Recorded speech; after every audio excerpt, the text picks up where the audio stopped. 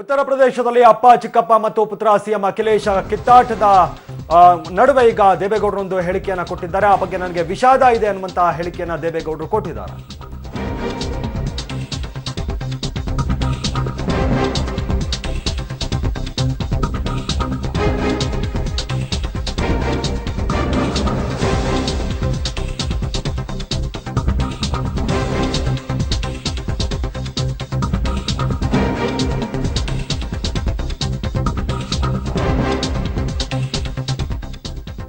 ಉತ್ತರ ಪ್ರದೇಶದಲ್ಲಿ ಅಪ್ಪ ಚಿಕ್ಕಪ್ಪ ಮತ್ತೆ ಪುತ್ರ ಸಿಎಂ ಅಖಿಲೇಶ್ ನಡುವಿನ ಕಿತ್ತಾಟದ ಬಗ್ಗೆ ವಿಷಾದವನ್ನ ವ್ಯಕ್ತಪಡಿಸಿದ್ದಾರೆ.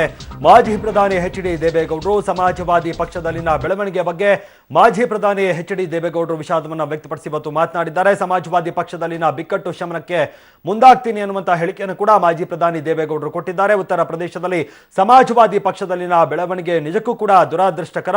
ನನ್ನ ಮನಸ್ಸಿಗೆ ತುಂಬಾನೇ ನೋವಾಗಿದೆ. ಈಗಲೂ ಕೂಡ ಕಾಲ ಮಿಂಚಿಲ್ಲ. ಒಂದೇ ಕುಟುಂಬದ ರೀತಿಯಲ್ಲಿ ಕುಳಿತು ಸಮಸ್ಯೆ ಬಗೆಹರಿಸಿಕೊಳ್ಳೋದಕ್ಕೆ ಅವಕಾಶ ಇದೆ. ನನ್ನ ಆರೋಗ್ಯ ಸರಿ ಇಲ್ಲ, ಇಲ್ಲದಿದ್ರೆ ನಾನೇ ಖುದ್ದಾಗಿ ಹೋಗಿ ಮಾತನಾಡ್ತಾ ಇದ್ದೆ. ದೂರವಾಣಿ ಮೂಲಕ ಮುಲಾಯಂ ಜೊತೆಗೆ ಮಾತನಾಡಿ ಅವರಿಗೆ ಸಲಹೆಗಳನ್ನ ಕೊಡ್ತೀನಿ ಅಂತ ಹೇಳಿಕೆಯನ್ನ ಕೊಟ್ಟಿದ್ದಾರೆ ಜೆಡಿಎಸ್ನ ರಾಷ್ಟ್ರೀಯ ಅಧ್ಯಕ್ಷ ಎಚ್.ಡಿ. ದೇವೇಗೌಡರು. ಸರ್ಕಾರದ ಮಹತ್ವಾಕಾಂಕ್ಷಿ 1791 ಕೋಟಿ ರೂಪಾಯಿ ವೆಚ್ಚದ ಉಕ್ಕಿನ ಸೇತುವೆಗೆ ಸಂಬಂಧಪಟ್ಟಂತೆ ಬೆಂಗಳೂರಿನಾದ್ಯಂತ ವಿರೋಧ ಬಹಳಷ್ಟು ಭುಗಿಲೆದ್ದಿದೆ. ಈ ಮಧ್ಯೆ ಸರ್ಕಾರದ ಯಾವೊಬ್ಬ ಪ್ರತಿನಿಧಿಯೂ ಇಂದು ಏರ್ಪಡಿಸಲಾಗಿದ್ದಂತಹ ಸಂವಾದದಲ್ಲಿ ಭಾಗವಹಿಸಿರಲಿಲ್ಲ. ನಟ ಯಶ್ ನಡೆಯ ಬಗ್ಗೆ ನಿರ್ಮಾಪಕ ಸಿಆರ್ ಮನೋಹರ್ ಆಕ್ಷೇಪವನ್ನ ಎತ್ತಿದ್ದಾರೆ. ಮಾಧ್ಯಮಗಳಿಗೆ ನಟ ಯಶ್ ಸವಾಲು ಹಾಕಿರುವುದು ಸರಿಯಲ್ಲ. ಬಂಗಾರಪೇಟೆಯಲ್ಲಿ ನಿರ್ಮಾಪಕ ಸಿಆರ್ ಮನೋಹರ್ ಈ ಹೇಳಿಕೆಯನ್ನ ಕೊಟ್ಟಿದ್ದಾರೆ. ಯಶ್ ಬೆಳೆಯುತ್ತಿರುವಂತಹ ನಟ, ಅವರು ಯಾಕೆ ಹೀಗೆ ಮಾಡಿದ್ದಾರೋ ನನಗೆ ಗೊತ್ತಿಲ್ಲ.